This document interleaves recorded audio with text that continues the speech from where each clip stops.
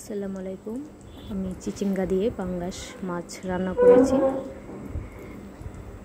কীভাবে রান্না করেছি তা আপনাদের সাথে একটু শেয়ার করলাম। প্রথমে কড়াই তেল দিয়ে তারপরে দিয়ে দিলাম পেঁয়াজ কুচি। আমরা নর্মালি যেভাবে প্রতিদিন রান্না করি। দিয়ে দিলাম পেঁয়াজ পেস্ট। আর আমি মাছ রান্না করলে সামান্য পরিমাণ রসুন পেস্ট দিই, তাহলে তরকারির ফ্লেভারটা অনেক সুন্দর আসে। তারপর পরিমাণ মতো পানি দিয়ে দিয়েছি মরিচের গুঁড়া, আর হলুদের গুঁড়া, ধনিয়ার গুঁড়া, আর জিরার গুঁড়া, পরিমাণ মতো লবণ দিয়ে সুন্দর করে আমি মশলাটা কষিয়ে নেব। ধুয়ে রাখা মাছগুলো দিয়ে মাছ সবজি সব একসাথে আমি কষিয়ে নেব। এক এক করে সবগুলো মাছ দিয়ে দিয়েছি।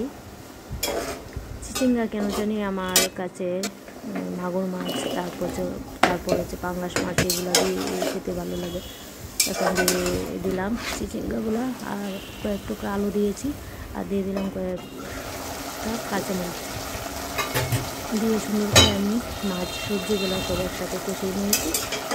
নাড়া দিয়ে দিচ্ছি যেন নিচের দিকটা লেগে না যায়। তারপরে দিয়ে দিলাম আমি সামান্য পরিমাণ পানি, যেহেতু এটা একটু ঝোল ঝোল থাকবে, তাই আমি আবার একটু পানি দিয়ে দিয়েছি। এখন আমি রান্নাটা করে নিয়েছি। আমার তরকারি রান্নাটা কেমন হয়েছে কমেন্ট করে জানাবেন।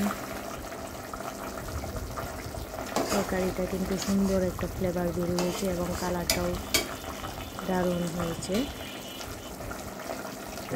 Thank you.